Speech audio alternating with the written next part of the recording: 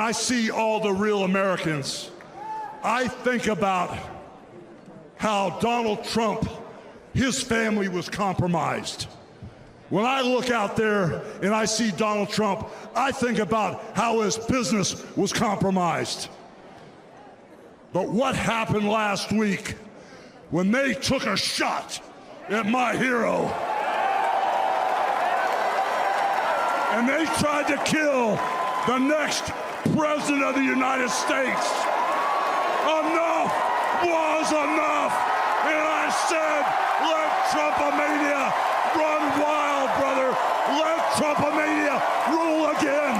Let Trumpomania make America great again.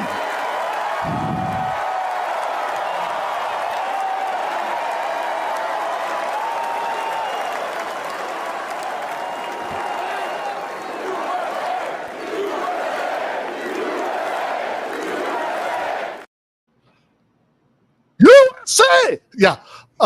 Look, there's been a lot of discussion in, the last, 36 hours since Donald Trump dropped, sadly he didn't, but since Joe Biden dropped out of the race, about, Kamala Harris as a candidate and her pluses and minuses and, what kind of appeal she'll have. Everybody's kind of, becomes a, it's like everybody's a pollster or a horse race pundit. And, I don't want to play that game too much, but I do have to say I have concerns. I worry that Kamala Harris just isn't going to inspire anybody to rip their shirt off yelling about how amazing she is. Yeah, I was thinking of Kamala just now when I tried to rip off my shirt, and that's why I think I failed. I was like, I give it like a tug. You know what I mean? Okay, that's getting. There's some double entendres coming up here that we could steer away from. But when they tried to say that my hero, Kamala Harris, fell out of a coconut tree. No! You can tell we didn't rehearse that by my reaction. All right, brother, let's go. Kamala Mania, sweep the nation.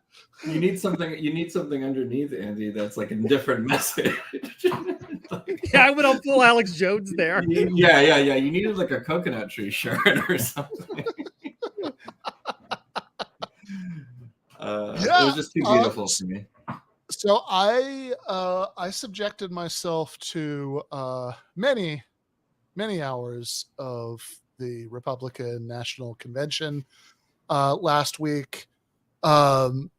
There was, I saw Sean O'Brien speaking there the first night. I'd actually be curious about you guys' thoughts about that, because there was a lot of discourse about what Brother Sean said and whether he should have done so or all of that. And then I saw like at least a few hours of the second night because the editor I used to work with at the Daily Beast got a job at MSNBC, and he asked if I wanted to write something about the sort of crime and law and order stuff that they were going to talk about on the second night, which I did. And in the course of that, I saw, that's the article, A Heartbreaking Story at the RNC Peddles a Horribly Misguided Narrative. And basically what I saw in that second night is speaker after speaker after speaker saying that Joe Biden had opened the borders, which I have to say was a great surprise to me as somebody who regularly is stuck at that border for hours straight, ready to cross. But if you were listening to the RNC speakers, you would get the impression that Biden had, disbanded the Border Patrol and put up a big banner in San Diego, Bienvenidos amigos, and that there were basically no restrictions at this point. And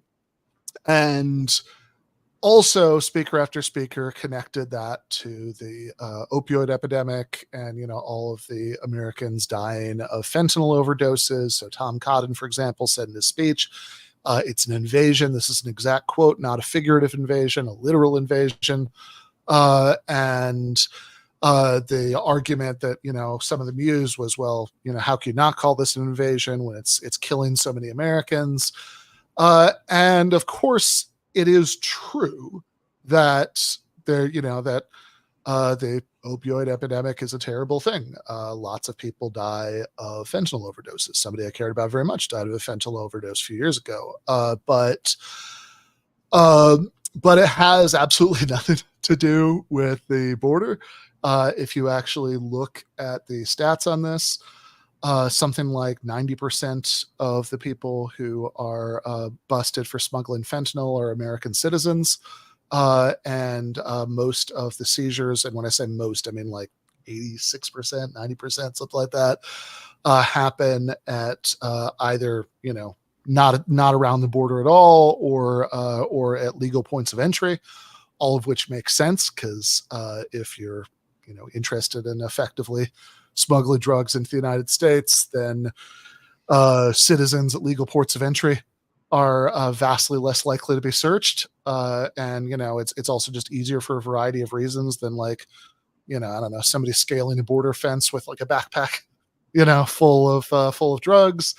But in fact, not only has Biden not opened the border, but if you compare the years, I don't know if they're good stats yet for 2023, but if you compare the stats for Biden's first 2 years in office to the comparable period of Trump's time in office, which was actually the time in which Trump was making the most dramatic moves to show how tough he was on immigration, then you'll see that actually there were more of what the DHS calls encounters. That's DHS speak for arrests of people crossing illegally under Biden than there were under Trump, and more of those encounters have led to deportations. A higher rate of them have led to deportations under Biden than happened under Trump.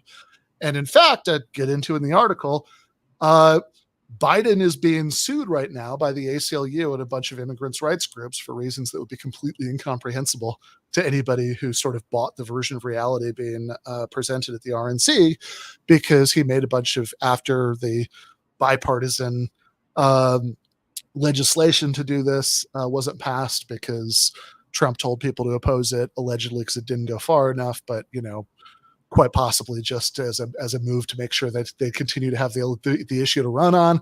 After that happened, Biden did like a bunch of executive orders to do what he could unilaterally to shred the rights of asylum seekers, which is why he's getting sued right now. So this the premise is total nonsense, but I have to say what bothered me the most isn't even that, although that's bad enough, right? Like there were mass printed signs, right? These were not like signs delegates had brought. There were signs that were passed out to them at the convention saying mass deportations now. And over and over and over again, there was this promise that, all of the unauthorized immigrants in the U.S. would be rounded up, which at a conservative estimate is 11 million people. And if you really kind of take a beat to think through the logistics of the kind of police operation it would take to round up 11 million people who are in the overwhelming majority of cases just kind of trying to keep their heads down and live their lives, then there's no version of this that doesn't get incredibly police statey. So like I think all of that's sort of morally disturbing on its own, but then there's also the fact that it's a complete non-solution to the opioid epidemic.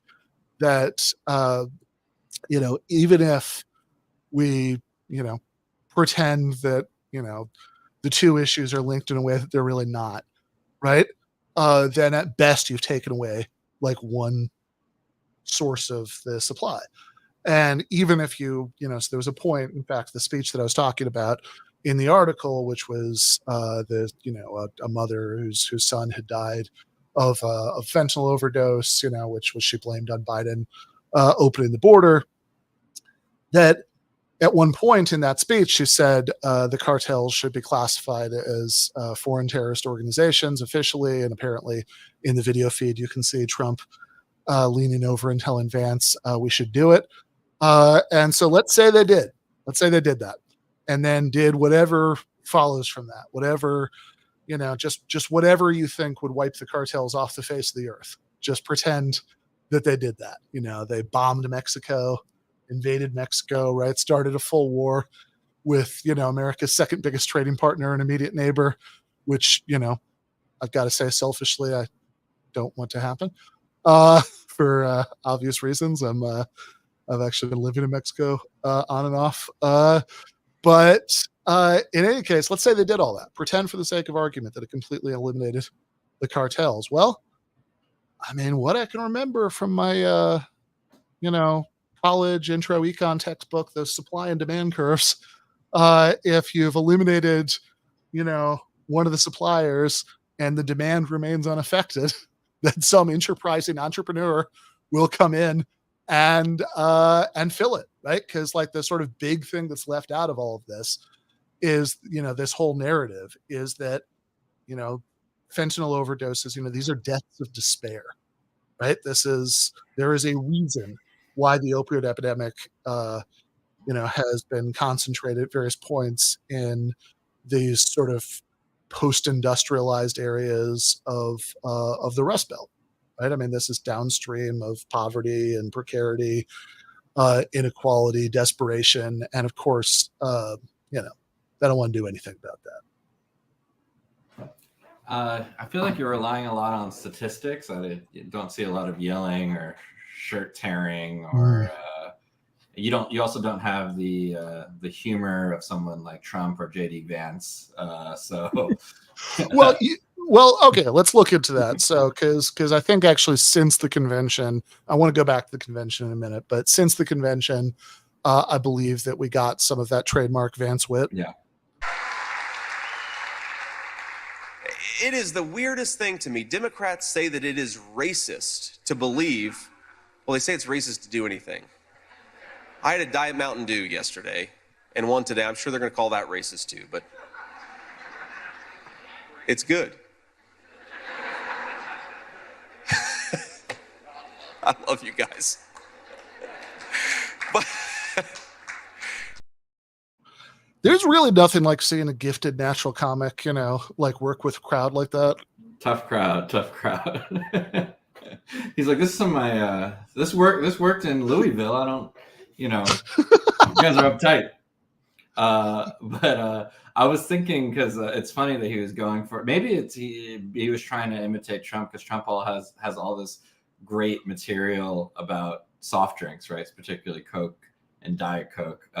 There's this classic tweet from 2012 where Trump said, "The Coca-Cola company is not happy with me. That's okay. I'll still keep drinking that garbage."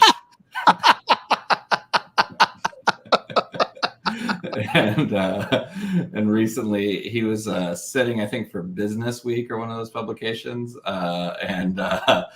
they just copied the full transcript down, and he says, I'm going to get you guys a Coke. Would you please come in? Anybody a little Coke? And then he says, I've never seen anyone thin have a Diet Coke. No, it's always Diet Coke. And I say it sort of in a friendly way. But people drink a Diet Coke. I've never seen a thin person drink it. I've just never seen it. These guys come in and they order regular Cokes and they're thin. So I don't know what's going on. So go ahead. That was just a little bit of soft drink humor in the middle of an interview about ostensibly more serious things. That is kind of warmed over 90s hack stand-up, but I don't know what you guys think. I think it's infinitely better than the material that Vance was coming out with. It didn't really make a lot of sense, that joke. That was a joke. I've been sitting here trying to figure out what the punchline was. Yeah, I mean, I got this diagram going on. It's crazy. I mean, I think it's like libs think everything is racist, and look at what a regular guy I am. I drink Mountain Dew with why is it Diet Mountain? Anyway, whatever. Like those were the elements that went into it, but he was trying to like test out material on the fly, like as it came to him. And again, there are performers who can do that. Donald Trump can do that. Like, Donald Trump, look, I think, I think I've been pretty clear on this. I think that, I think his first term was was like a nightmare of union busting, deregulation, tax cuts for rich people, performative cruelty to immigrants. I think there are reasons to think that on that last point, especially, the second term would be even worse. But you cannot tell me that that guy is not funny. It's very funny. I mean, I'm sorry. This is facts, right? Like, this is the, literally the first conversation I ever had with Michael Brooks, like in line at lunch, at the conference where I met him was about how much we both enjoyed Trump as an insult comic during the 2016 Republican primaries, when he's like going after little Marco and Jeb Bush and all that stuff. Sorry, funny. The shaking of the bottle, the water bottle. I mean, I think the Trump, it's little Marco. I think the Trump phenomena doesn't even make any sense if he's not funny, right? Like, it literally just doesn't really make. I mean, I guess or if you've watched, now if by this point we've seen tons of Trump speaking at rallies, and what percentage of it is just him literally like a night at the Improv? You know what I mean? Like, if he just literally wasn't funny, then it just literally wouldn't make any sense, his appeal. So, well, I've got to say, we could disagree. Yeah. I actually, so I thought the best comment on the Vance Diet Mountain Dew joke was from Sean Illen, who says these goofballs still don't realize that Trump is a stand-up comic eternally committed to the bit, and they aren't, and they look like enormous jackasses trying to professionalize his routine. Which is just, they're, things some people can pull off and other people can't. I mean, like, it was something I thought, like, this was, I don't know, maybe my 10th time seeing the Hulk Hogan bit, when we watched it for the cold open just now, since, I mean, one, I am just about the right age that I have vivid memories of watching Hulk Hogan in what was then called WWF. Before they changed it to WWE, both in the ring and doing press conferences that looked exactly like what he did at the RNC, except he'd be talking about, I don't know, the $1 Million Man or whatever. So, but it also just, like, honestly, I just kind of had a moment when I was watching that the first time that felt like I just Mandela affected into an alternate universe. It's like, wait, really? Like, I mean, we are like 3 spins of the chaos wheel away from like actually having, the President Comanche Supreme from Idiocracy. But also, though, something I thought when I was watching it this time is what a contrast, right, between the way that Hulk Hogan riles up the crowd and J.D. Vance when he gave his speech. Because there were multiple points during J.D. Vance's RNC speech when people like started chanting something, and he would like try to chant with them, or like he'd like go like this, and it just looked like, well, it looked like a guy who went to Yale and used to work as a venture capitalist, and probably wears a suit to bed at night, like trying to chant along with like a rowdy crowd. Yeah, I mean, when we watched that interview from 7 years ago with him with Megyn Kelly, listen, I'm someone with a lot of vocal fry myself. I probably sound like a latte sipping liberal, but he didn't sound so different from me. Do you know what I mean? And then I feel like I could see the clear like oration lessons that he's probably gotten, to like beef up his voice and be more masculine. Although I don't know why he's just speaking from his diaphragm. Yeah.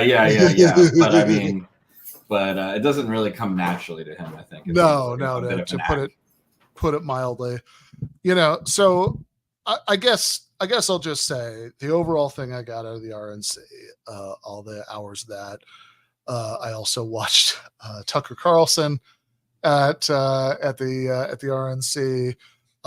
By the way, objectively much weirder and more annoying laugh than Kamala Harris. And I saw JD Vance, of course, and I saw I don't know. I saw like 9 or 10 hours of Trump's speech. I'm not sure. I definitely didn't see the whole thing, but it seemed like basically there were two tracks that you saw at the convention. One was, one was the Haley Scalise track. So when Nikki Haley spoke, she basically reminded everybody that Trump acted like a neocon when he was president before. She's like, hey, you remember when he ripped up the Iran deal and assassinated Soleimani and, did everything Netanyahu wanted? Wasn't that all wonderful? And then Scalise kind of did the domestic policy equivalent of that. He reminded everybody of the Trump tax cuts. So the Haley Scalise track is, it's just okay, he's a little eccentric, but he's basically just a regular Reaganite Republican. And then the Tucker Carlson, J.D. Vance track was, he's this special different thing. He's a tribune of the people. But of course, there's no there, right? There's no really pretense. There's remarkably little pretense to a there as far as actual policy goes. There's not a lot of policy mentioned in any of those speeches. Yeah, which I was just because I know we want to get to the interview soon, but real quick, my political instincts, and maybe we could just do a quick one on this and unpack it later, is that for a union president to speak at the RNC, I think it's kind of doing their work for them. No matter what, I know he said a lot of good things, but he didn't I didn't watch the whole speech, so correct me if I'm wrong, but he didn't directly call out Vance and Trump, right? No, he definitely did it. And he was actually he's been kind of complimentary of some aspects of Trump and Vance, right? So I think that with the new realignment being so transparently not happening, all you're doing is doing their work for them. Even if you say some great lines about corporate greed and blah, blah, blah. That's not why they have you there. They have you there to make it seem like they actually would take on corporate greed, even though they won't. So it seems like, I don't want to say it's not a useful idiot, but a useful, useful lefty or something, you know what I mean? To attract some of those workers. I think no matter what you say, the form of you being there, or for lack of a better word, or the structural issue just doesn't make it worth it, in my opinion. I think it's a bad move, no matter what you say, unless you call those fuckers out to their faces and say, that would be kind of cool if he said, hey, Trump did that. Trump did these anti-union measures last time, and he needs to stop doing it this time, and then I would consider supporting him.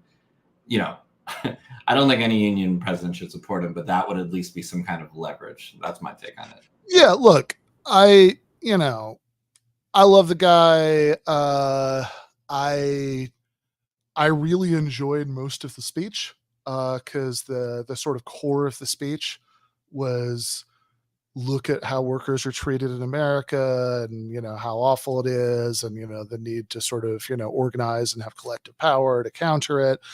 And I will also say that apparently he wanted to speak at both the DNC and the RNC. And, so the, RNC, because of the specific way Trump is pivoting here, decided to take the invitation.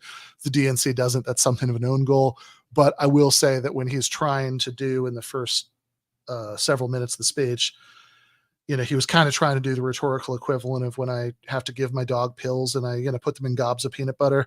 And, so it's like, okay, hey, the left doesn't want me here. Coat on some peanut butter. I like JD Vance. He seems to care about workers. He has, here are the 2.5, votes that were half decent that Josh Hawley's cast in his entire life. Let's pat him on the back for that.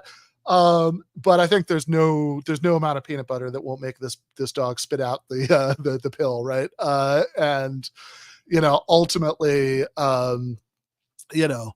again, I think the real question, I certainly didn't love the first several minutes of the speech, but I think the real question is, what Harris, and at this point it already looks like it's very much going to be Harris. Most of the other candidates have bent the knee already. Potential obvious candidates have already bent the knee.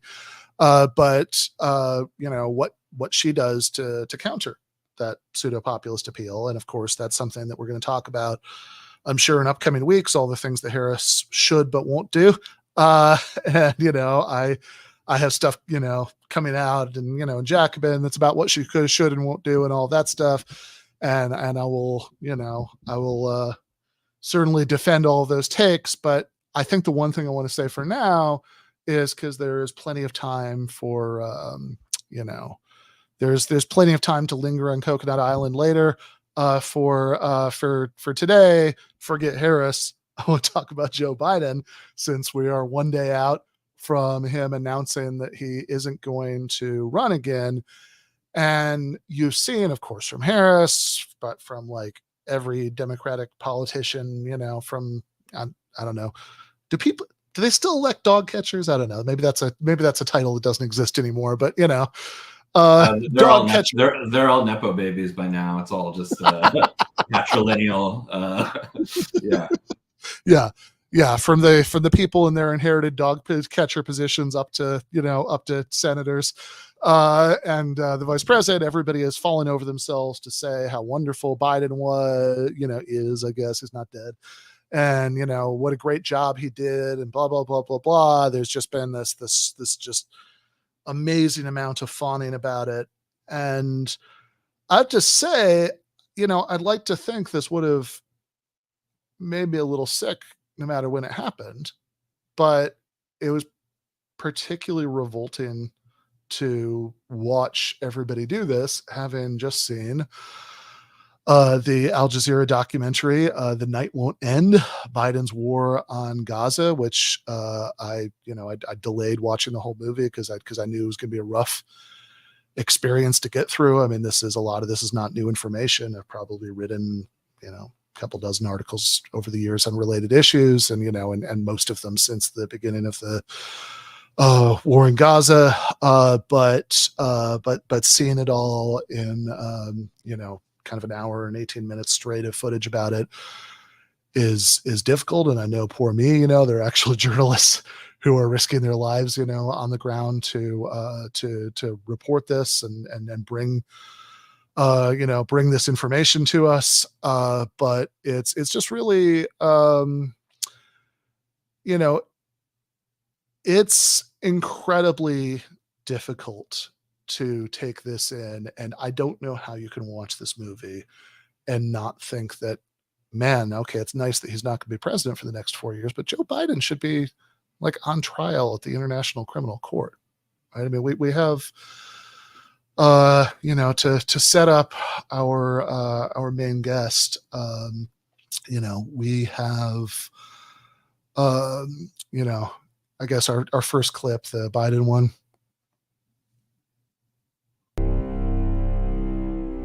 I want to say to the world and to terrorists everywhere that the United States stands with Israel. We will not ever fail to have their back. As a staunch ally of Israel, the U.S. provides billions of dollars in military assistance. And from the beginning of the war, the Biden administration made their unwavering support of Israel clear, regardless of the quickly rising civilian toll or the lack of any clear military plan. This is war. It is combat. It is bloody. It is ugly. And it's going to be messy. You said you've asked them tough questions, but has the U.S. set or discussed any possible red lines? No.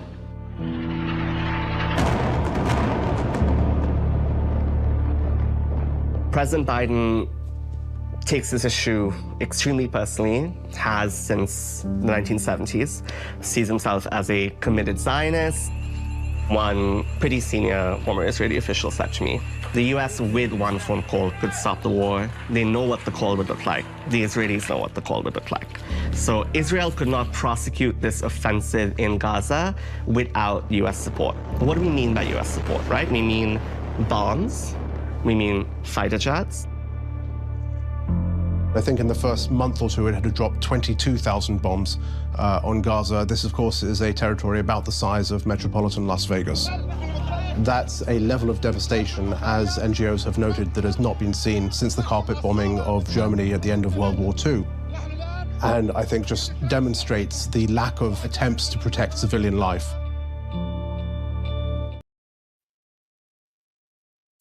Yeah, so the movie is called The Night Won't End, Biden's War on Gaza, and we are now joined by the director. Hey, thanks for having me. Yeah, thank you so much for making time to come join us, since you were a new character in the GTA extended universe. You want to introduce yourself and who you are and what you do? Sure. My name's Kavitha Chekuru. And I'm an independent journalist and documentary filmmaker.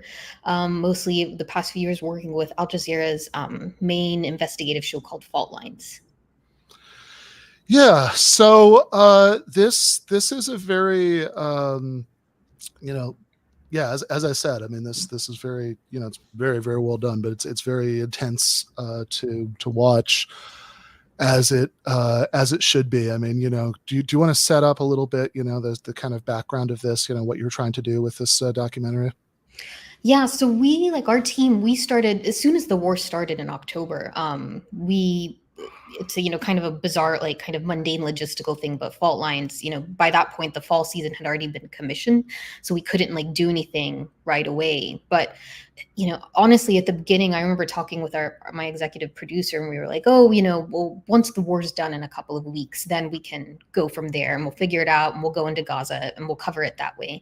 But, let's see. And then it just kept getting worse and worse and dragging on. And once we realized, it actually, within a couple of weeks, we realized that it wasn't going to be over anytime soon. We started to kind of think about how we were going to tackle this. So obviously Al Jazeera it's been covering the war 24 hours a day, like, nonstop. And it's been amazing coverage. And for the show, as a documentary show and within the network, kind of the role is to look at the role of the US essentially in any kind of story that's outside of the Americas. Obviously in this with Gaza, it's a very clear role, right? And so what we wanted to really do though was like not make it just like a political piece or anything like that, but look at kind of that role, but anchor it in these families and really, kind of storytelling wise, if you kind of see it's really just a chronological telling of the war, or the Biden response. And kind of to me, the one thing that I kept thinking in my head was that at all these different points, Biden could have stopped it and these families might have, not experienced this loss. Or maybe, yeah. So that was kind of like the way we approached it. But then the other part was, this war is so massive. It was, trying to pick which kind of attacks are we going to look at, because there's been so many different, from the attacks on schools to hospitals, everything. But the main thing that we knew we had to start with was the bombing campaign, because it's, like nothing that we've seen in decades. So we, wanted to focus on one airstrike. And then, as we were kind of going through, one of the things that the Biden administration really like latched onto, particularly starting in like November, December, was that the Israeli military had created safe zones, which is the most ridiculous thing I've ever heard in my life. But, so and those safe zones were then attacked, just like it happened today in Khan Yunis, where people were dozens of people, at least 39 civilians were killed in what was supposed to be a safe place. But so we wanted to look at an attack on a safe zone. And then in December is when we really started to see these allegations of arbitrary executions of civilians, because ground troops had really kind of taken a hold of the north by that point. And so it was, I just remember in particular, like it just kind of like December was what that point was, right after that temporary pause. And it was just like, it was like kind of just like every day there was one allegation after the other of these ground attacks on civilians. So we wanted to focus on that. And then as we were going along, the attack on Hind Rajab, which I think is most people have heard of, that happened. And we realized that was something we wanted to look at as well. And so that's kind of like how we kind of stretched it all out. Yeah. So this is, I was thinking about what you said about safe zones, and, you kind of alluded in passing to, there being something, fundamentally absurd about the concept, because, to me, one of the most striking things about the last 9 months of the war has been the mass displacement that that's something that there's no normally if somebody is if innocent people are killed in a bombing, for example, then there are all of these, like, there's a standard bundle of excuses that you can use for that,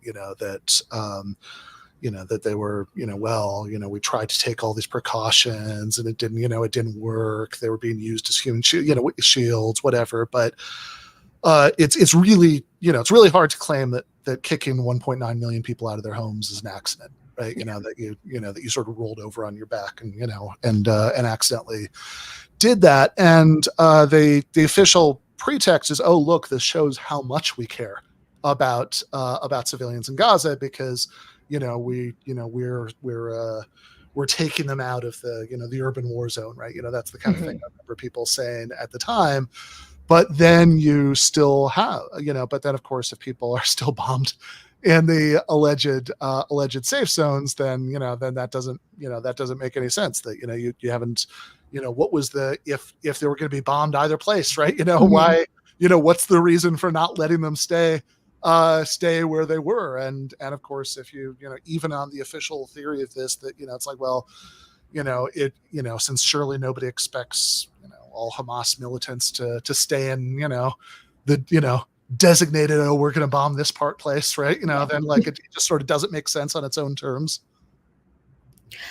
Yeah, I mean, it's at this point, at the very beginning, I think like a lot of international lawyers were trying to be cautious in how they talked about it. Because I remember when I was trying to just kind of get a sense of like the way, international law would be regarded in this particular war. A lot of international experts I talked to, international humanitarian law experts I talked to were like, well, the first thing, it's like there's proportionality, which is basically, as like a layman, to me, is like I find it to be an insulting concept, but basically it's, the idea being that there can't be excessive civilian harm, in terms, like it has to be weighed, the military advantage has to be weighed against excessive civilian harm. But excessive civilian harm is like a broad concept. And it also just kind of acknowledges, it kind of legitimizes the idea of, quote unquote, collateral damage, as though that's something that can be acceptable and is to be expected, as opposed to, trying to make sure that there's no civilian casualties whatsoever, right. Which I realize that probably sounds really naive of me, but I think that I think it's kind of insane that the starting point actually is that a certain number of deaths is going to be okay. And not only that, so one of the things that's happened, that it's not about when they're in terms of like looking at violations of international law, war crimes, it's not like in certain aspects when it comes to the bombing campaign, they're not looking at the entire bombing campaign. They're going to, international lawyers are going to say, well, we have to look at every single airstrike, every single attack, right? And so it becomes, I don't know, there's a lot of ways I feel, and I think, at this point now, no one's really saying that anymore, but Francesca Albanese, who's the UN Special Rapporteur for the occupied territories, amazing and has been kind of like a really clear voice on this from the beginning. But, she has talked about the way that the Israeli government has really essentially kind of abused the notion of human shields and essentially turned every civilian, they've basically made it seem like every civilian in Gaza is being used as a human shield, which is not true. And so it kind of, they're using that concept to essentially justify every single attack they've done, and like in the airstrike that we focused on, which was an airstrike in Gaza City on December 11th. Prior to this war, the Israeli military would do something where they would drop I'm not exactly sure what it is, but they would drop something onto a building. Essentially, it's called like a knock. Right. And to tell civilians to get out. That's what they would do. That's what they did in 2021 before they bombed the AP and Al Jazeera buildings, and then everybody exited, and then they bombed it anyway, as though there was something for, because I guess it was Hamas. But, in this war, they haven't done that at all. And so on the December 11th airstrike, they bombed a residential building. It was primarily for the Salam family, and more than 100 people, civilians, were killed. More than 50 children were killed. Nobody told them to get out. They were just sleeping when there was a massive airstrike at dawn.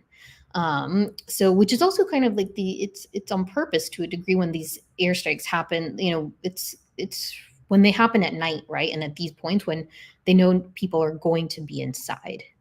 And that is quite purposeful. So yeah. What was the justification, if any, for bombing that building? I mean, we asked about it. They did not respond to any of our questions, which I think is just a result of the ongoing dispute or whatever you want to call it between the Israeli government and Al Jazeera. But I don't know that they would have actually, to be honest, I'm not sure they would have really answered it either way. But otherwise they haven't said that what the justification was. It's not clear that any Hamas fighters were killed in that airstrike. So yeah. Yeah, and if they were, right, I mean, this is if the victims are children, then presumably nobody's saying that that they're Hamas fighters. That there's it's then even the official theory of this would be and we saw a lot of these even very very early in the war, like in early October, we saw a lot of airstrikes on apartment blocks where it seemed like, to the extent that anybody was giving any kind of explanation of why, it was like, oh, there's a Hamas guy there, right? Which is certainly it's hard to understand the notion of proportionality there, but also, I mean, I'm right there with you on the idea that there's something that's a little stomach churning about even the conceptual framework of proportionality, that it's it's not oh, it's a tragic mistake that there was this civilian that we had no way of knowing they're behind that thing that we were shooting at or whatever, but that it's oh yeah, we knew when we dropped this bomb that we were going to kill a bunch of civilians, but don't worry, not so much that it's disproportionate. Yeah, I mean, one of the main ones, or the first big ones that happened, was at the end of October, and it was an airstrike on the Jabalia refugee camp. And the Israeli military said they were targeting a kind of deputy mid-level Hamas commander, and I think he was killed, but more than 100 civilians were killed. And actually, that was one of the first airstrikes that most people were wait a minute, that is actually a violation of proportion. They're this is a clear violation of proportionality. There's no point. How in what world, where are we if we're going to say, yes, you can kill this over 100 civilians to get this one guy? But even that feels but nothing's happened from that. There's been multiple airstrikes where they've killed over 100 civilians. Yeah. Yeah. And I mean, this is when you're talking about that strike, that part of the movie, that is, definitely one of the places it got difficult to watch. And, you sort of start to think about somebody saying, just saying, okay, my husband, my children, weren't killed. Thank God. The children were injured. There was all of these relatives who were killed at the same time. And, I don't even know what to say about that beyond that. It just seems like a basic failure of humanity to me if you can't sort of do the imaginative transference to think of to imagine that being your family that they're describing. Yeah, exactly. I was curious because you were talking about one key aspect of the film's goals was to ascertain the United States' roles in this conflict, right, and the degree to which they maybe could have stopped it, right? So I was curious, was there a working theory you had before the film about what the United States roles were? Was there anything that you found out or discovered while working on the film about?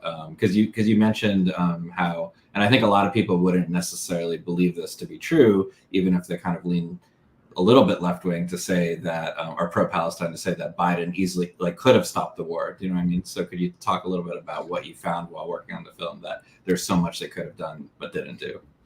Yeah, I mean, there's there's a lot of different parts. I mean, the main part obviously is the weapons support, the arms transfers. Yeah.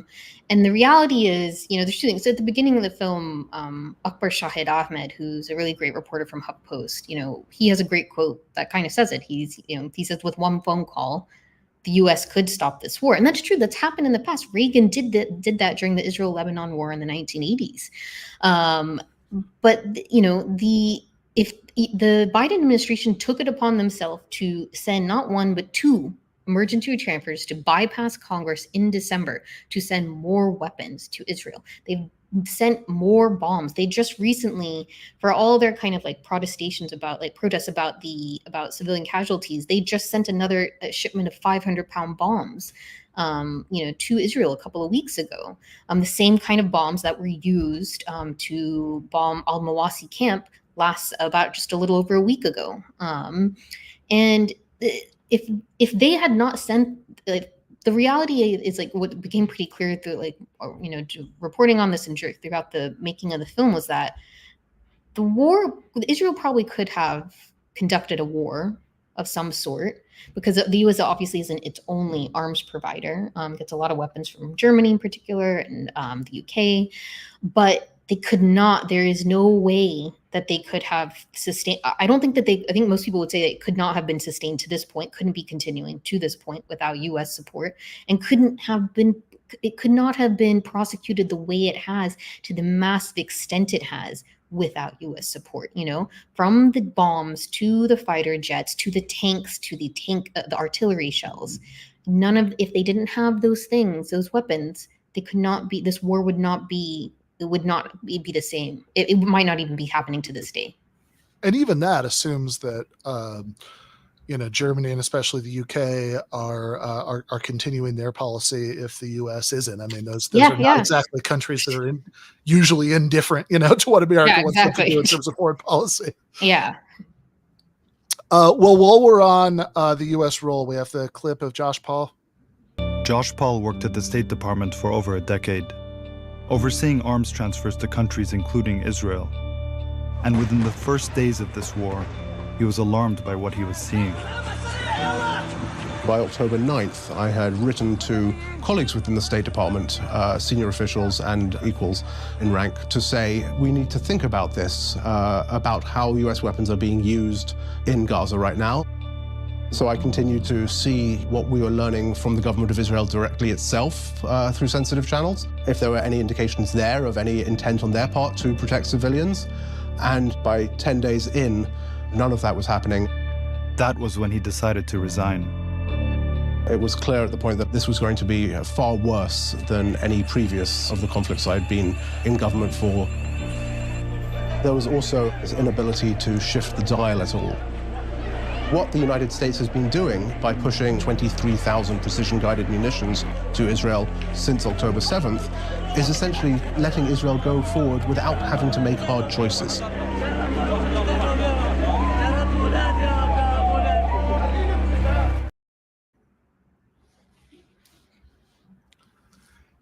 Yeah. Do you want to speak to that? I mean, both what he means by Israel, both kind of why it's important that this is the guy who's saying it, right? Like why that's significant. And also, what you think he means about letting Israel go forward without having to make hard choices.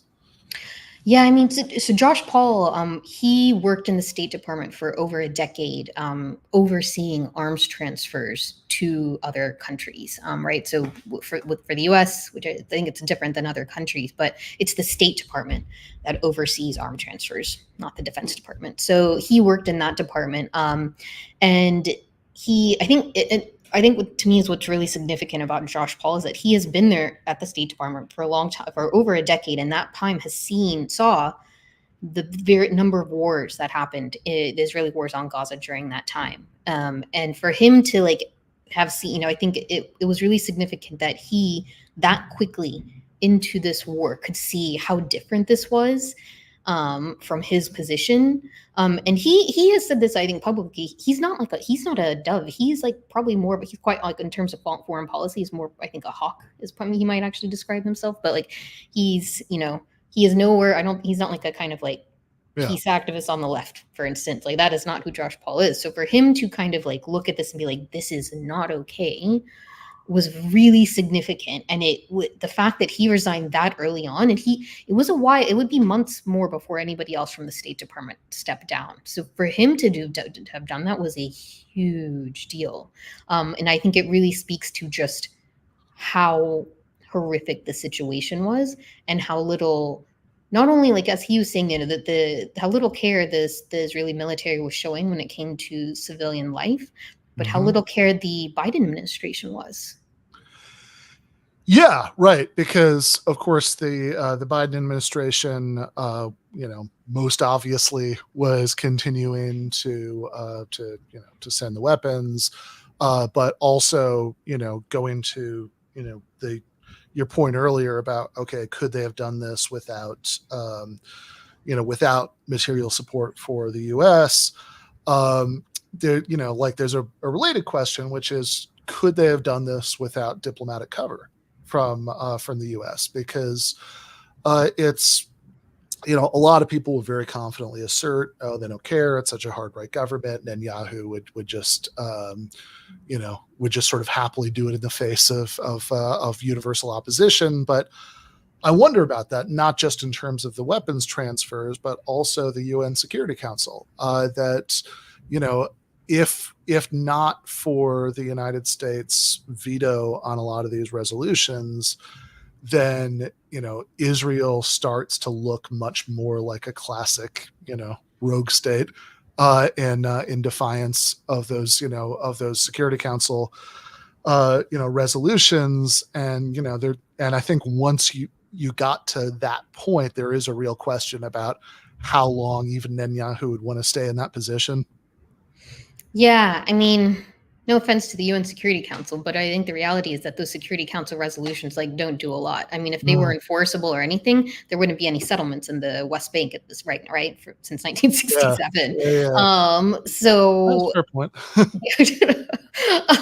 But obviously there is there is a reason why the U.S. constantly has in the beginning months and for years prior to, has provided Israel that kind of diplomatic cover at the UN, just because it's trying to keep it within the international community. Though, I mean, I think at this point that's done. That is there's, I don't see how they come back from this diplomatically. I really don't. I mean, at least, yeah. Yeah, I mean, I guess I wonder, I take your point, right? That this isn't there isn't an enforcement mechanism, right? There's no UN global police force that goes in to, enforce its resolutions, that would, so as far as that goes, it's words on paper. But I guess I do wonder, when you start to think about something like, a country like Germany, continuing to send it arms, whether something like that would even start to shake internal German politics or British politics, if they were that sort of that blatantly in defiance of the global order, which, I mean, I argue in a lot of ways they are anyway, but if it was official. I mean, well, look at the ICJ. I mean, with what's been happening with the ICJ, I think that there actually is a kind of, I think the reality, it sucks, but international law and the process of it and justice mechanisms of it are obviously just too slow. But one of the interesting things that we didn't get into it in the film, but one of the guys we interview, Brian Finucane, he's at the International Crisis Group, but he used to be a State Department lawyer. But something we talked about in a different part of it, is that in years to come, if there are any kind of tribunals related to this war, or what, depending on what happens with the ICC, or even what happens with the ICJ, that Biden administration officials could be held responsible for their continuing to send weapons, when there have been various, what's the most recent ICJ ruling, actually, but the just different international processes that have said that what is happening is in violation of international law, that what is happening is could be a war crime. Even with the prior ICJ initial thing, that there's that basically said that there is a risk of genocide. This was in January. So obviously I think at this point, I think the risk is, it's not about a risk anymore, but that the US officials actually should be worried about, in years to come, that they could be arrested if they step foot in a different country that says, hey, we're not okay with what you did. Yeah.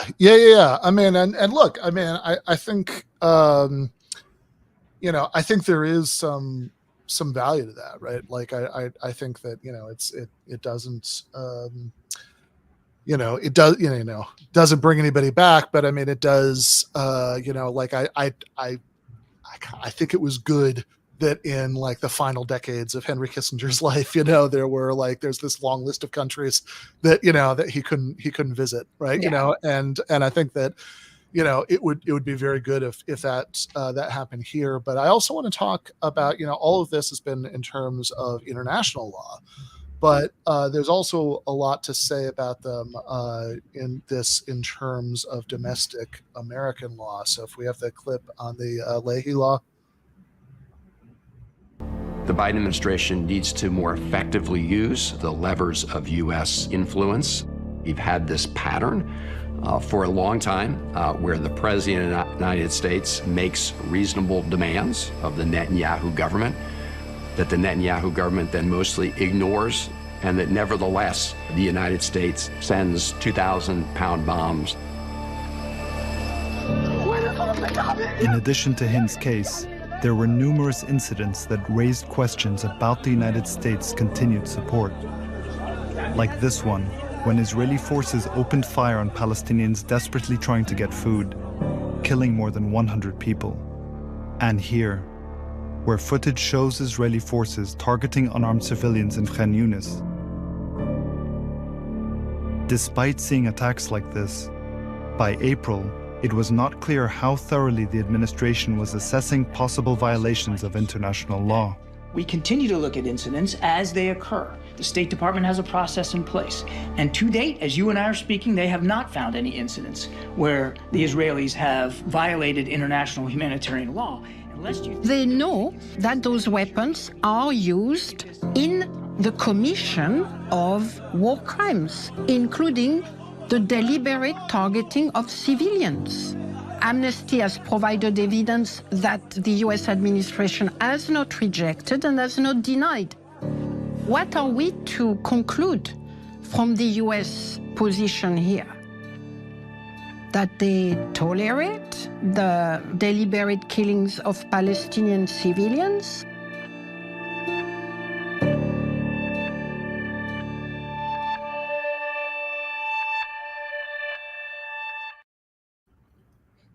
So tell us about this law. I mean, like what it's, what it says, right? And then what actually happens. Yeah, so the Leahy law, it was proposed by former Senator Patrick Leahy from Vermont, passed in the late 90s. And basically what the Leahy law does, or is supposed to do, it says that the U.S. government, before it supplies any kind of aid or assistance to a foreign military unit, it has to vet that unit and make sure that there aren't any credible allegations of gross human rights violations. But when it comes to three countries, Israel, Egypt, and Ukraine, the process is flipped, or it's done differently. And actually, at the State Department, it's actually known as the Israel Leahy Vetting Forum. They have a whole different. They actually have like a name for how they apply the Leahy law to Israel. And what they do, and Josh Paul as well as other former State Department officials have actually spoken about this, is that instead of vetting the units before they give them Israeli military units, before they give them assistance, they give them the assistance, and then they, to quote Josh Paul, they kind of keep an ear out for allegations. But the thing is that even when they have gotten very, very, very credible allegations, and honestly, not even just allegations, like confirmed allegations or confirmed violations, they have not withdrawn assistance at any point. There was a lot more. Because there's been more press on them, and this started to come out in the spring. That basically what the State Department did is that they said, "Oh well, you know what? We found prior to October 7th, there were 5 units in the West Bank that." There were, credible allegations, but the Israeli military has told us that they are going to deal with it, and we are okay with that, how they're going to deal with it. They're calling it remediation, and so that's that. But, the thing is that if your top arms supplier is, not enforcing its own, key human rights law when it comes to you, that's the definition of impunity, right? If all of us imagine, I think there's no question about when we see to this day, even all of these Israeli soldiers documenting their own war crimes. It is Upload them to TikTok. Never seen anything. Every day I'm like continue to be shocked by the way that they document their own war crimes so brazenly. And the only way that you get to that kind of like brazen attitude is if you know that you'll never be held accountable. Like that's the reality. And so yeah, I mean, anytime if you commit a crime and the person who could, withdraw support of you and give, enforce some kind of punishment for, for that crime, if you're never held accountable, then the message is you can keep doing that. And so if you've been doing that for years, that kind of builds up, and I think you see that in Gaza and in the West Bank. Yeah. So this is, you mentioned, in terms of like what that culture of impunity looks like in practice.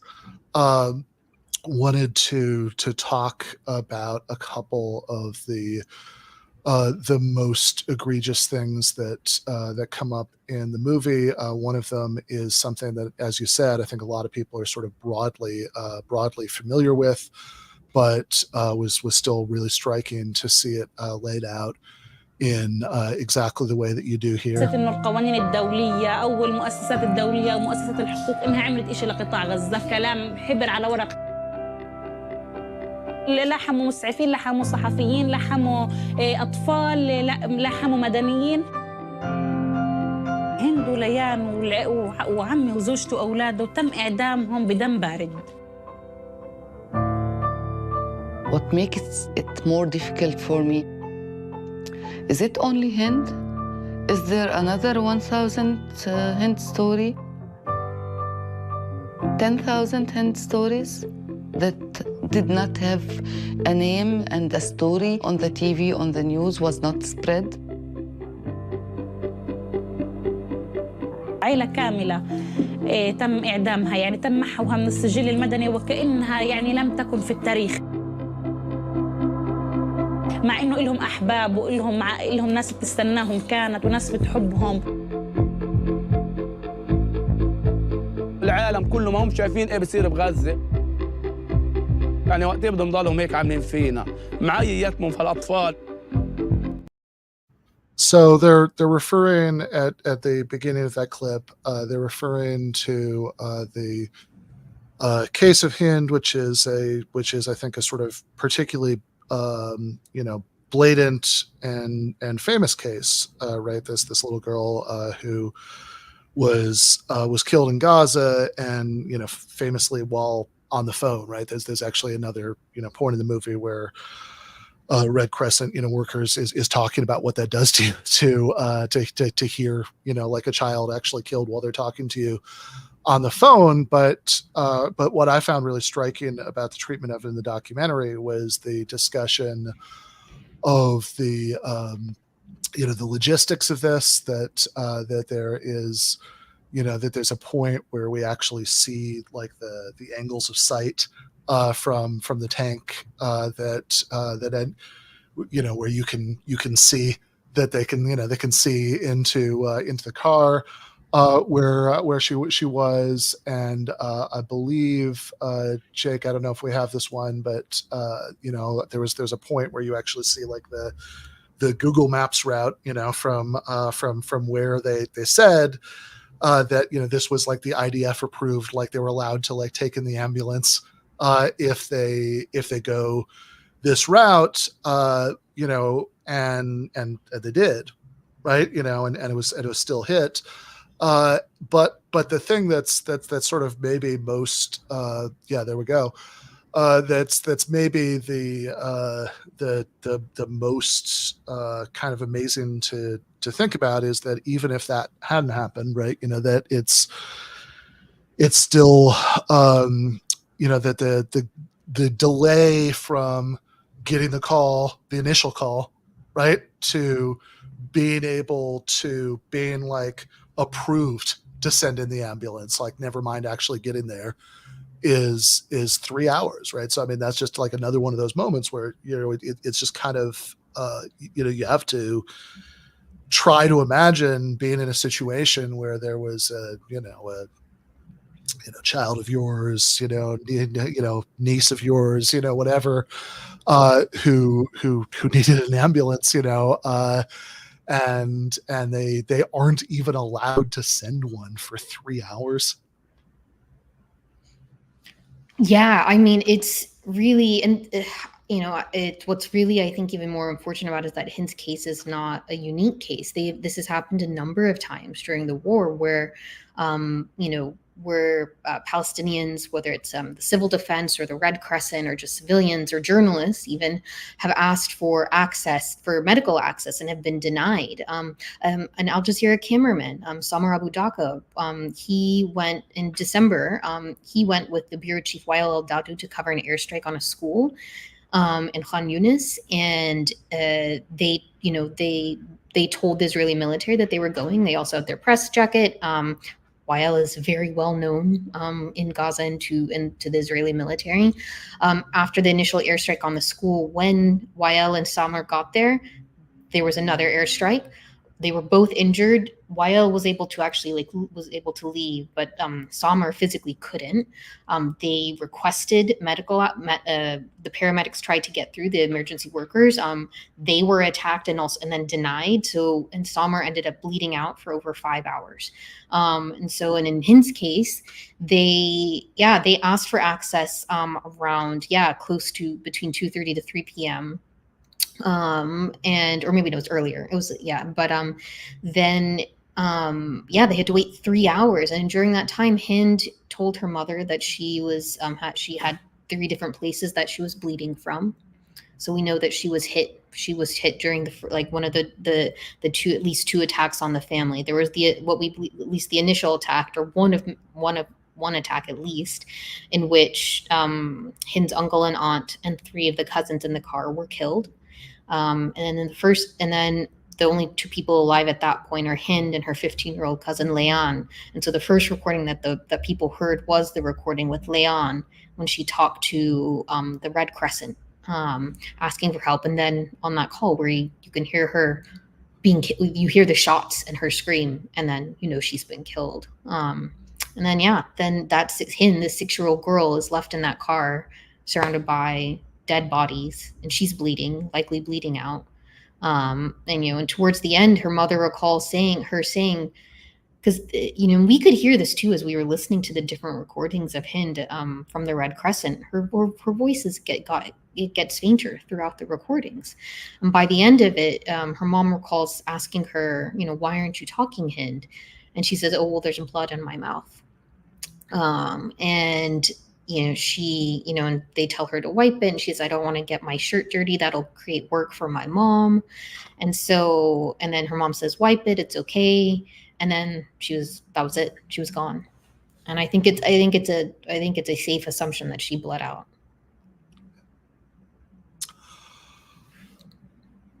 Oh, yeah. Her case is, No, this is, I mean, yeah. I just watched this last night. It's still really hard to just hear that, recounted, this is some of those details. But again, I mean, this is, I think as an American, as you're watching this, right, you're seeing these images of the American ordinance, with the labels, labels on them, linked to that. It's I think something's very wrong with you if you don't feel, pretty deep shame about that. But, but most of, what we've been talking about is about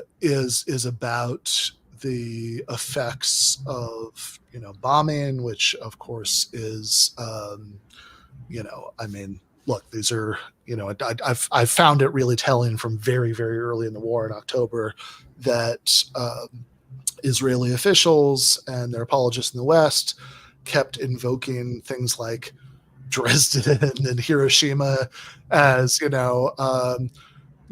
as sort of justifying precedents when, of course, I don't know, maybe I'm naive. I thought any normie who'd read Kurt Vonnegut kind of understood that, Dresden was really, really bad. But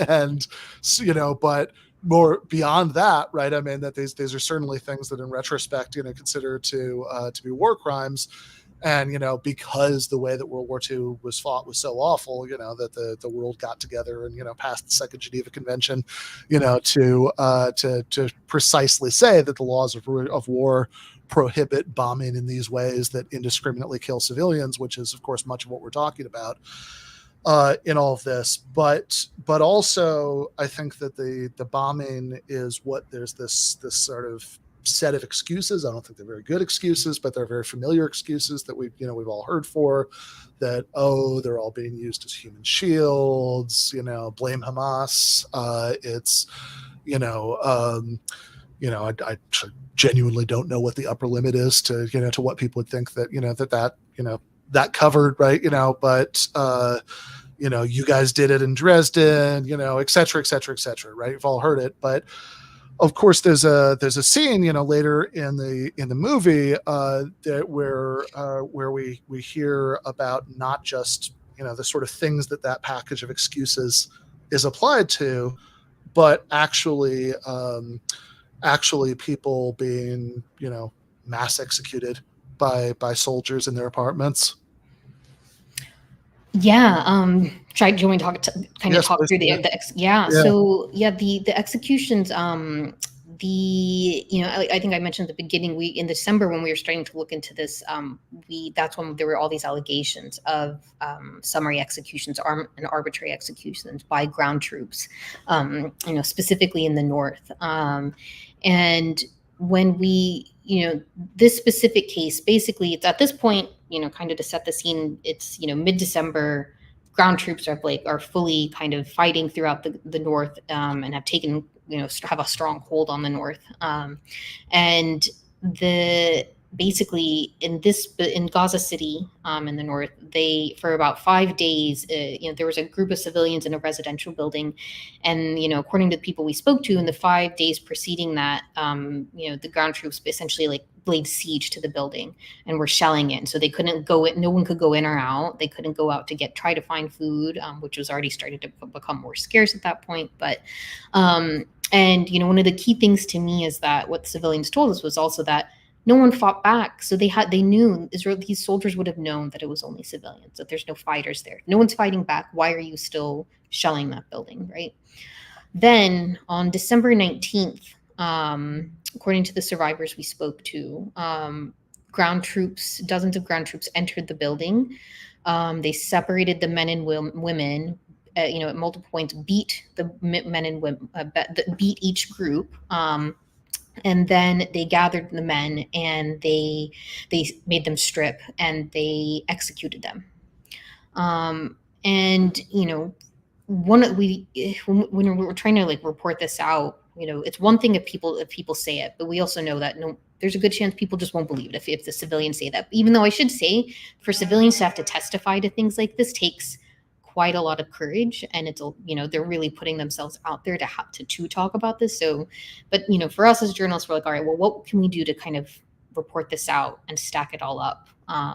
And so we kind of tried to approach it from we ended up doing it again kind of chronologically, but so one of the things we had was satellite imagery, and so with satellite imagery from that day when ground troops went into the building, it shows Israeli tanks just 1 block from the apartment. Yeah, exactly. And so this is at 8:30 a.m.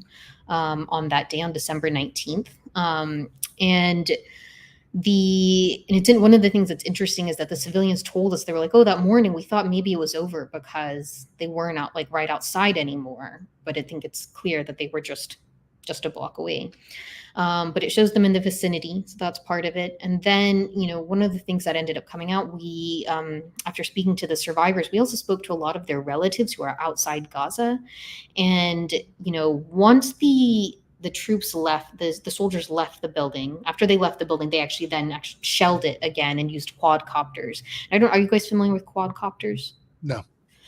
It's that's really terrifying, but they've been used extensively in this war by the Israeli military. And they're essentially if you think about kind of like a drone that you would use, that people just use here, like a drone, but where you're just trying to get, just footage of kites or whatever, I don't know, something very mundane.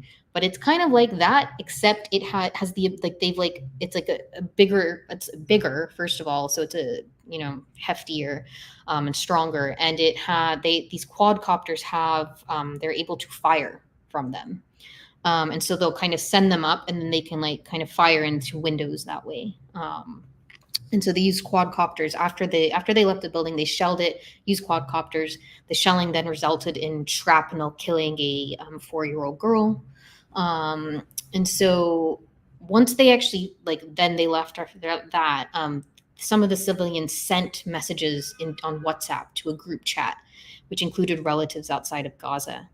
Basically telling them what had happened. And then, so we were able to verify those and talk to different people that received those. And then also there were voice notes from some of those members, from the relatives outside, trying to find people within Gaza who could try and maybe go help their family. So those were different pieces of the reporting.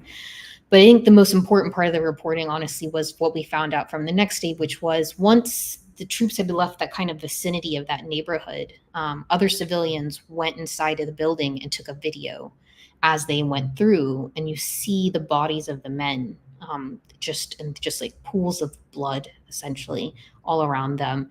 Something we don't show just because it felt like too much, but in it you can see the body of, in the footage we can see the body of the little girl, but again that felt like too much to show. But I think one of the things that really kind of was really extraordinary about this video was that within it you see there's one man alive on a bed, and he's one of the people we interviewed, but he's alive. And then the next part of it is that Al Jazeera, there was a new news crew at the local hospital at Al Shifa, and that's where all the survivors were taken, and they filmed them when they got there.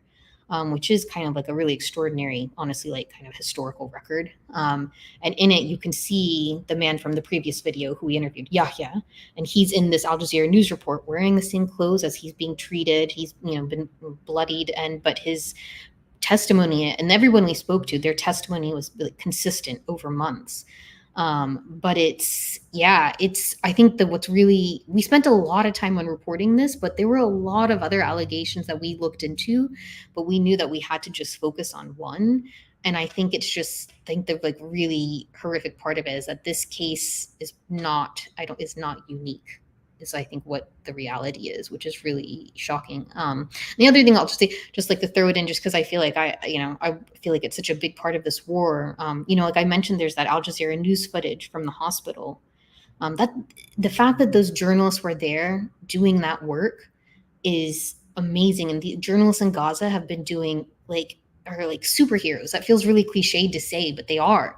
They're, the journalists who filmed for us, they're going through and all the journalists on the ground, they're going through the exact same things that they're, the conditions that they're documenting. So starvation, being displaced, trying to find safety and not being able to find it because safety doesn't exist in Gaza.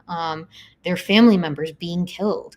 And so I think, just thinking about like the way the war is, where the war is now, the fact that it's still going on, I feel like maybe this is like too intense to say, but I feel like I don't think the war would be at this point if major media organizations had been doing their job properly from the very beginning and working with these journalists on the ground from the very beginning and supporting them throughout, because there's been next to no support from major media organizations for journalists on the ground.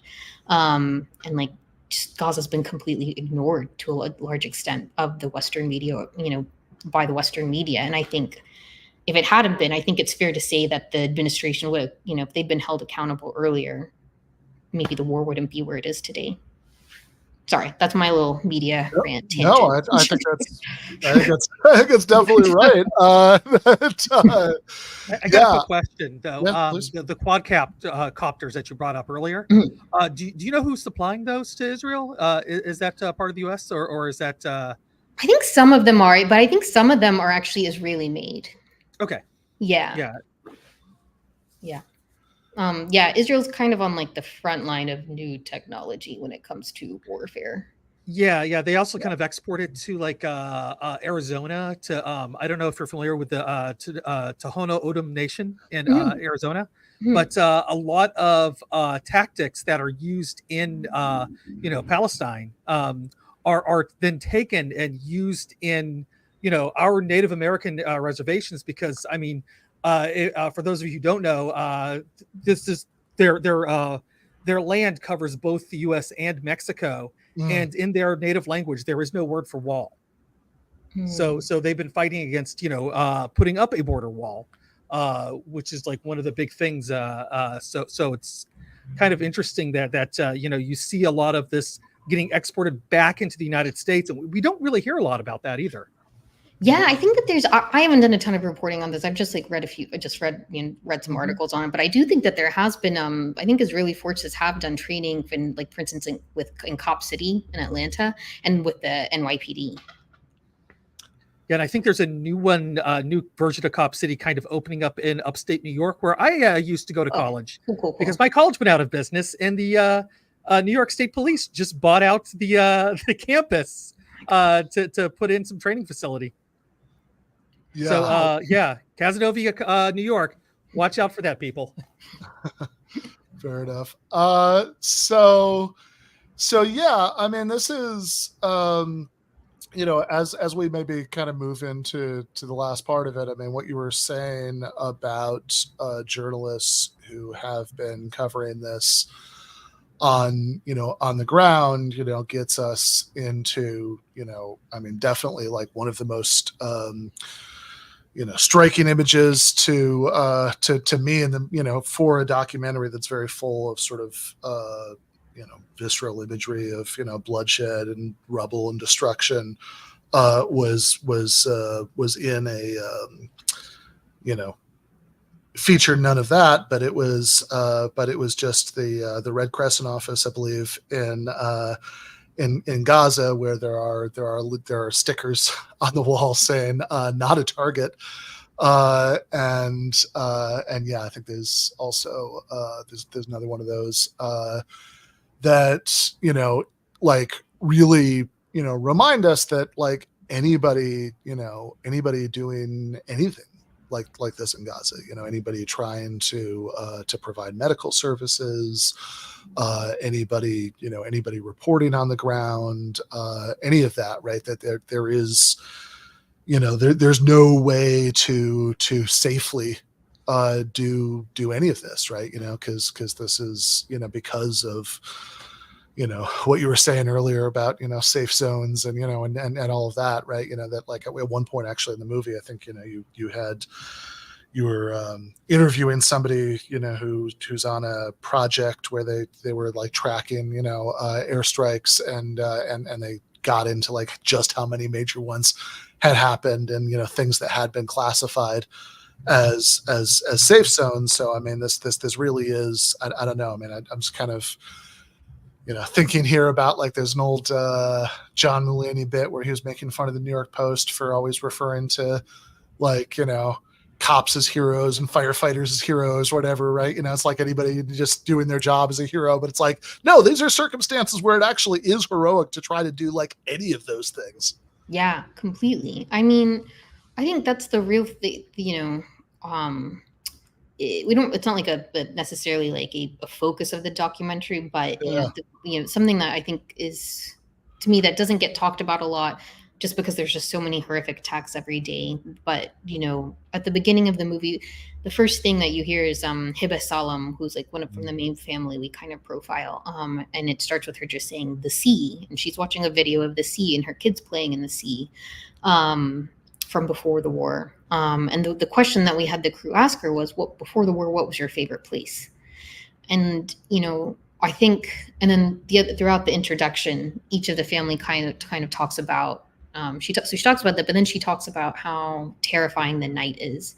And kind of the three families we profiled, we had each of the crews ask them, like, what does night mean to you? And the reason we had them ask that, and I swear this is connected to what you're talking about in terms of people like doing just like average jobs and things like that, but is that, we wanted them to ask them that because like nighttime is supposed to be this like peaceful time, this restful time. It's supposed to be when kids can dream. and all of that's gone. You know, we asked Hiba about her favorite place because she can't do that anymore. It's all of these like small, mundane things that we get to take for granted, that there's just none of that exists now in Gaza, right? Like at the beginning of the film, her son O'Day talks about how they used to have a routine.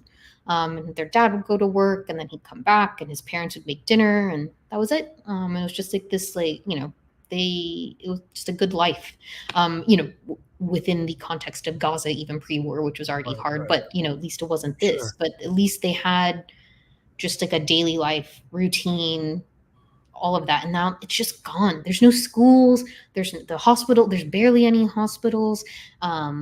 There's people, the families we met, like, it's not like they don't have, you know, their cell phones. It's this kind of bizarre thing where from the outside, I feel like so many of us are watching this war on our cell phones on social media, from the documentation on social media. And these families, they've had to leave everything behind in their homes, and those homes have been destroyed and the items have been destroyed.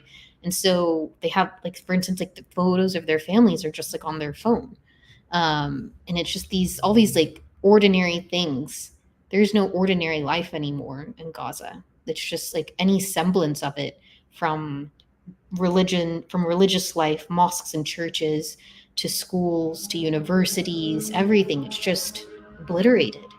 And so, yeah, it's, you know, when this war ends, which I don't know when that is. I can't believe it's still going on.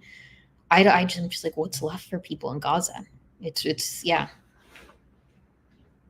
Yeah, I mean, there's a point where you quote in the movie a UN estimate that it could take 80 years to rebuild Gaza. You know, which really, you know, I think speaks to the question of, you know, what's the end game, because this is, you know, I mean, you said earlier that, you know, your initial assumption had been that you would sort of go in and retrospectively report on it in a couple of weeks when the war was over, since that would be closer to the pattern, you know, from previous, you know, flare-ups and, you know, fighting between, you know, Israel and Hamas and in Gaza.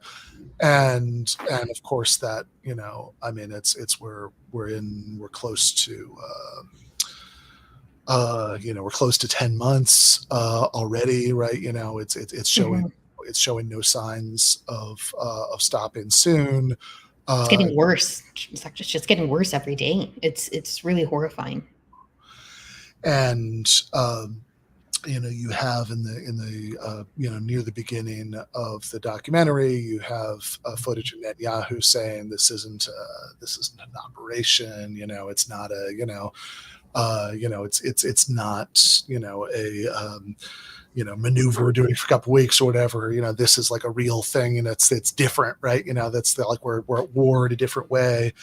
And you know, the alleged Israeli, you know, to the end game, to the extent that they're willing to spell one out, right? Like always says, well, you know, Hamas has to be completely destroyed, which of course, you know, is not a realistic, you know, war goal, right? I mean, see, for example, the 20 years that we spent destroying the Taliban in Afghanistan, you know, but it, you know, so, I mean, if that's it, then it just lasts, you know, forever. But if I have to say, it does seem to me that if the real goal was to make Gaza so completely unlivable that that, you know, you'd have sort of mass acceptance of, you know, quote unquote voluntary population transfer, then all of this would actually make sense, you know, at like that, like I would understand, you know, the relationship between means and ends there. Yeah, I mean, at this point, I feel like it's pretty clear that the Israeli government's goal is to reoccupy Gaza. I feel like they haven't really hidden that either. There was a conference about resettling Gaza in which Smotrich, as government minister, was there. So, you know, I think people can him and haw about him being like on the fringes of the government, but he's not really. So, yeah, well, that's kind of what I think. I mean, that was always the, like, I feel like especially in the early months, you know, that was a game that I would hear people play a lot, right? It's like, okay, well, sure, this, you know, member of the Knesset, said something sort of unspeakable and genocidal, and they're a member of the ruling party who's elected to the country's parliament, but that doesn't really count because they're not in the government per se. And then it's like, okay, well, this cabinet minister said this, but they're not really an important cabinet minister. And okay, the president of Israel said this, but that's a ceremonial role in the Israeli system. And okay, Netanyahu said it, but he didn't really mean it, and it's probably taken out of context. And it's sort of I think I don't know, maybe I'm just not like interacting with the right people, or I just haven't seen enough of it, but I feel like that's a shell game that like I saw people playing a lot early on, right? Like, and it seems like now by and large, I feel like I hear much less of that, right? It's just sort of clear that Israeli officials are going to say all kinds of crazy bloodthirsty shit, and then it's just in the West we're just sort of going to pretend that they didn't.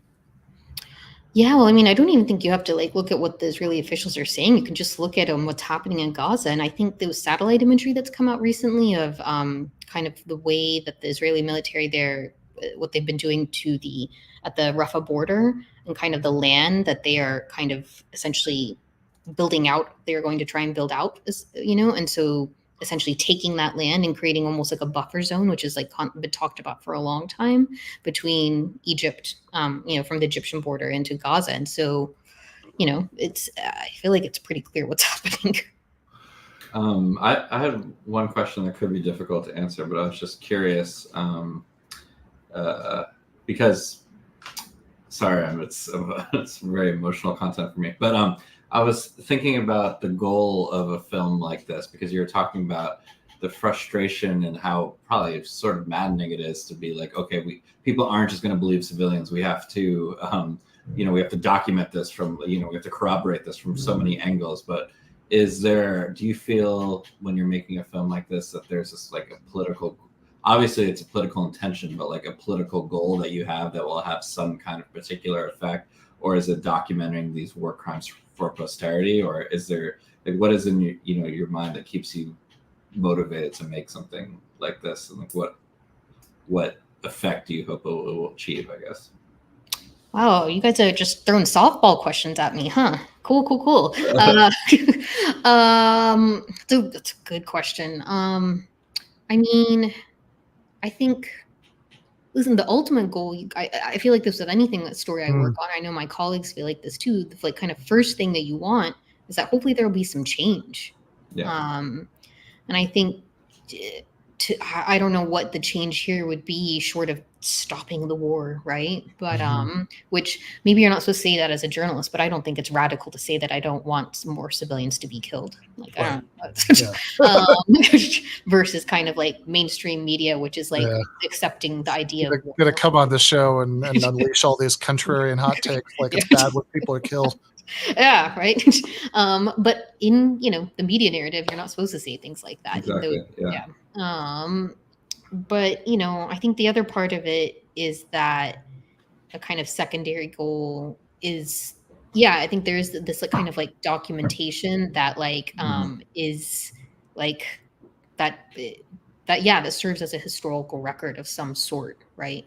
To kind of keep track, because I think there's been so much, there's just been so many different attacks, so many horrific atrocities over the past 9+ months that, this is such a small portion of, this is, just like a grain in the sand, essentially, in that context.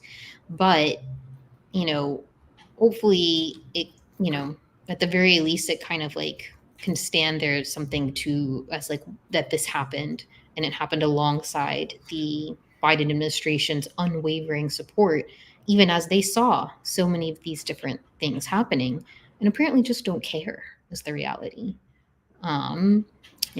Well, the reason I ask is because I just think it's you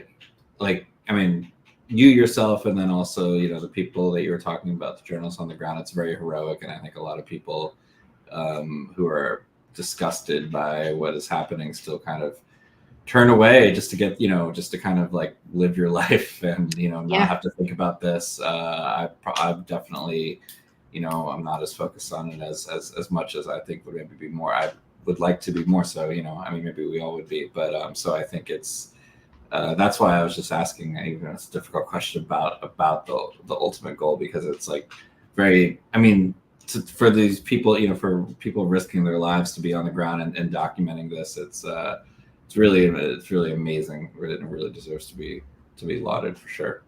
Yeah, I mean, I don't know how these journalists are still going. It's really incredible. And I mean, I think one thing just in terms of a goal too is that hopefully also, that by this documentary being out there or even doing interviews like this, like just trying to keep Gaza in the news, honestly, also, because it just seems to fall away so quickly in the Western media.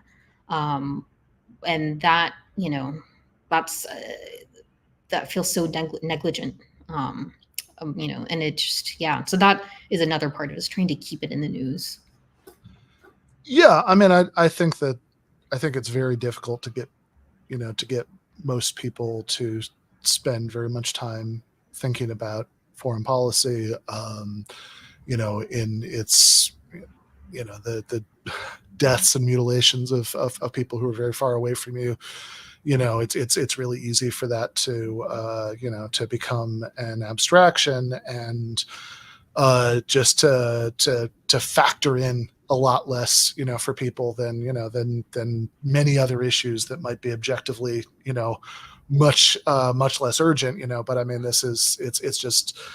it's difficult psychologically, I think, for a lot of people to keep their eye on that ball, right? So there are polls showing that, these crazily high percentages of Americans, when asked, be like, yes, this seems horrible. Maybe even this seems like genocide. But that doesn't necessarily, that doesn't necessarily mean that they focus on it, or even that ultimately it enters that much into their, evaluation of American politicians, for example, right? Well, I blame the media for that. I mean, it's, the major media organizations they have not covered this war. And I think a lot of it comes down to like a fundamental dehumanization of Palestinians, but also generally of kind of, that happens when there is any kind of, conflict, it's such a light word, or sure, wars that are enacted upon Arab countries from Iraq, or not just Arab countries, but like in Afghanistan. And when you have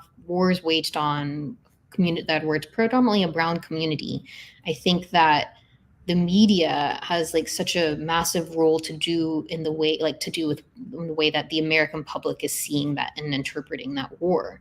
And if it kind of starts from, if there's like a fundamental base of dehumanization, then, for instance, from the idea that there's this acceptance that war is inevitable and that these Arab countries are just used to it, and that bombings are just like commonplace and should be accepted, and that, an airstrike that kills more than 100 civilians is just normal.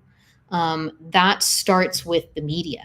And like the American media, I think really something I've noticed a lot. I lived in DC for a long time, and what I noticed a lot about the political press there, and also the foreign press, who are, for media organizations around the world, who are predominantly white reporters reporting on brown and black countries, and often don't speak the local language. I digress. But the political press in DC in particular, they, I think, always start from their mindset, because they maybe haven't even been to these countries. I think many of them probably have never spoken to a Palestinian person in their life, even a Palestinian journalist. And so their kind of base is coming from what the DC policy circle and the administration is saying. And that's kind of like their understanding, where they begin to understand from, if that makes any sense. Versus centering, their reporting and what this is all about in civilian life. Yeah. I mean, I think just general editorial comment on that, not a question, but I mean, I think that that what people will accept in this context, right? Like the idea that, human shielding is accepted as a defense bombing a apartment building, with that kills 100 civilians, is really sort of only comprehensible in a context where people basically, they see Israelis certainly as like, oh, there's, people like us, right? Basically, right, as the same sort of entity as Americans or the Westerners, and they just don't see Palestinians in the same light, right? The same category, because of course, even if you completely accepted the premise there, right? You just completely accepted that, like that there was actual literal human shielding, going on a mass scale, then, that's not something you would accept as a defense of blowing up a building that you knew had 100 civilians in it, if those were people you cared about, right? Like that's, I always think, I remember when Anna Kasparian was on the TBD podcast, they were arguing about this, and she said, okay, Patrick, what, I heard you meant, you say something about your mother earlier, right? Like, imagine your mother was actually being used as a human shield, right? Like in a, hostage incident, something.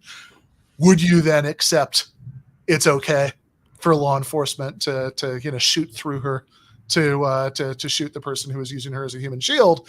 And he just sort of blusters and says, oh, that's not the same thing, right? Because of course it's unanswerable, right? Like that this is just not a standard that anybody would accept when it came to people that they basically saw, as people. But Andy, I saw you were unmuting yourself earlier to give a question you want to ask Kavitha before she leaves.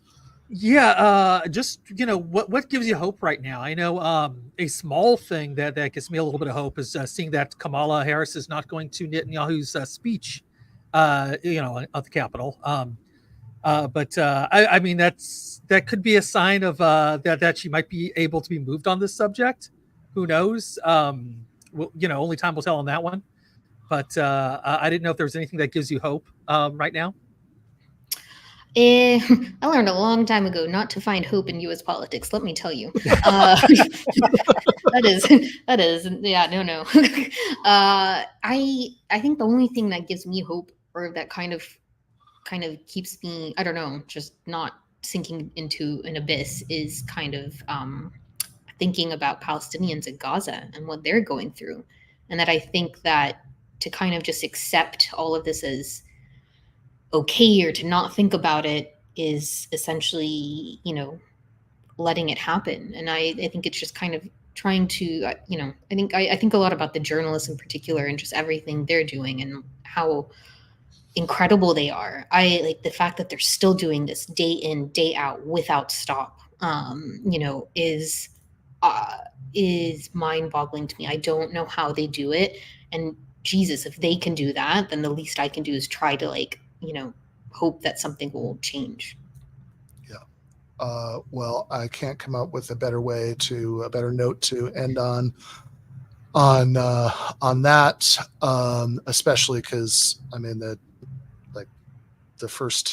everybody should watch the whole documentary. We've got a link to where you can see it. Please watch it. Also, I'll just say that Yes, YouTube age restricted it about less than a week into us releasing it. And when a film gets age restricted, it essentially kills the views. It means it doesn't organically pop up in suggested searches or anything. I mean, when it got age restricted, the views just kind of grinded to a halt. And so, and the reason that they restrict it for things like they say, I think they restrict anything to do with Palestine, to be honest, but they restrict it for things like there's footage of blood on a wall. They basically, it's you have to sanitize it to the point of it not showing what is actually happening. So, which is not something we're willing to do. Even though you see there are some blurs in there, but if we were going to blur every single horrific thing in there, you would just have a blur in between all the filmed interviews, essentially. So please go watch it. Tell other people to watch it. That will be very helpful. Yes. So we have that age restricted YouTube link in the show notes, but the part, that, one of the most moving moments of it is actually the first second of the end credits. which is this dedicated to the journalists of Gaza, including our colleagues that were killed. And then there's 3 of their names after that, which really, again, goes to the point about how, this is actually circumstances under which just doing journalism, covering what happens is heroic. And any case, as I said, it's very rough viewing, but it's very moving, and everybody should watch it. And Kavitha, thank you so much for coming on the show. Thank you so Thanks much. for having me. Really enjoyed it. All right, thank you. All right, thanks. All right. So again, the name of the documentary is the Night Won't End, Biden's War on Gaza, which is I don't know, is why I would like to think that even in the world where I was in some sort of position where I was expected to, I wouldn't join in the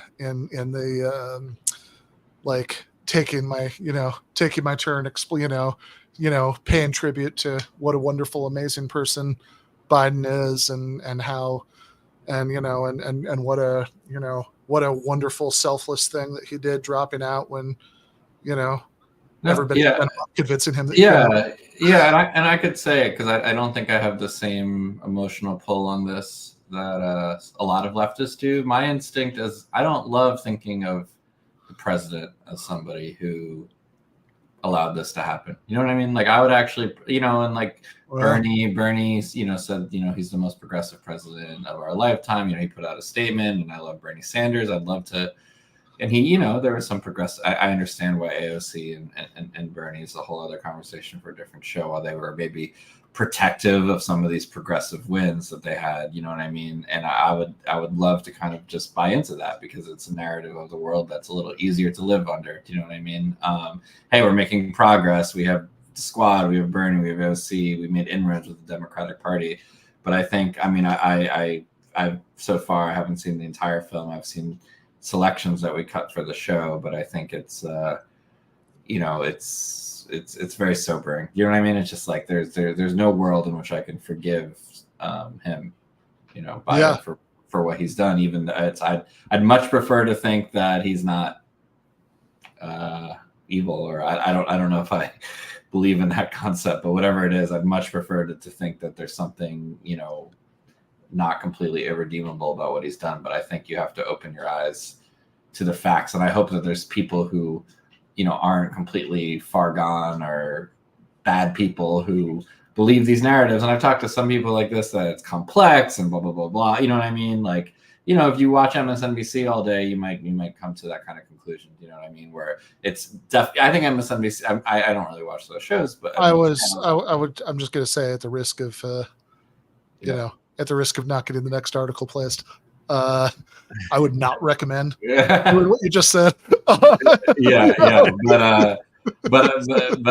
I would say that except for when they're featuring Ben Burgess's look, cable news is bad for you. But I'm saying, I'm sure if you watch, at least the liberal leaning channels, they say it's a terrible war, but all these excuses that you said, and I think that I hope people can open their eyes to what's really gone on. And it's hard to have hope, but the more people that do it, the more that this kind of it becomes a red line for people to cross, right? So hopefully, hopefully like there is some kind of moral advancement, and maybe that's all I can hope for, is that has prevented other atrocities from happening, or from other atrocities from being worse, right? The more that we can have this kind of be a red line in people's minds, you know what I mean? That it's something but it's, I guess we could also backslide, right? In terms of in terms of what you're talking about with like the international war crime, we could backslide.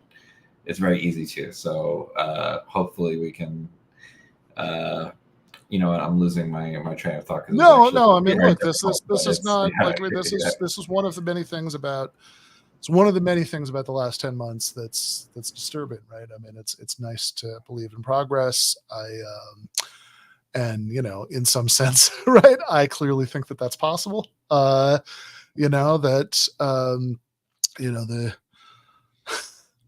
I wouldn't go so far as to say that what could be can be unburdened by what has been, but we can nevertheless have different stuff in the future than we had in the past.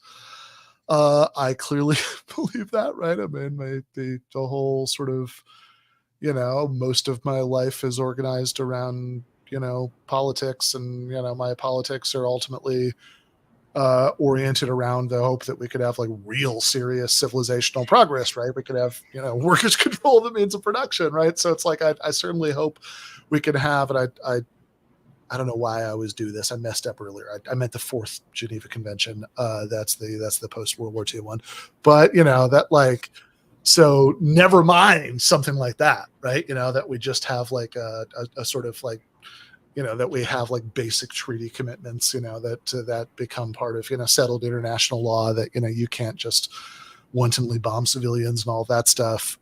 But so I clearly think that that's possible. But yeah, one of the disturbing things about the last 10 months is that, shows that, progress that's already been made is often fragile, right? And can be reversed, like what it was very easy to think that we'd established, and I mean like, the human race, right, had established in the aftermath of World War II, that can just have this much of a mockery be made of it, is incredibly, is incredibly disturbing to think about. But I think it is part of the reality that we face as we realize that, we exist in the context of everything that has come before us. So we are going to go to the post game for patrons. We're going to we're going to talk about something later than this, which honestly, we could spend the post game going over the finer details of the Manson murders and it would be lighter than this, but we're going to go over stuff that's much lighter than this, because, we started out talking about domestic American politics, and, by delightful coincidence, hours before, I think like just before Biden announced that he dropped out, the man in the world that we all most want to hear about, and, we most want his political insights, Aaron Sorkin, came down from heaven and told us exactly how he would script this moment if you were doing it on his show. So we're going to go through that Chapo reading series style in the post game for patrons. I should also say, by the way, we promised you RM Brown, but the deep state cut his internet connection just before we went on air. But we will have RM for you at the beginning of next week's show. This I promise. But in any case, we are going to go to the post game for patrons in just a moment. If you are already a patron, you should already have that link in your email inbox, or if you don't see it there for some reason, go to patreon.com/Ben Burgess, which is of course the same place that you can go if you have realized at this point that you've realized the error of your ways and decided to really turn things around and become a GTAA patron, as the man you see on screen that we're about to play would say, don't be foolish. But this is also, we're also 2 days out, 2 days after, rather, the 4-year anniversary of the death of Michael Brooks, without whom this show would not exist.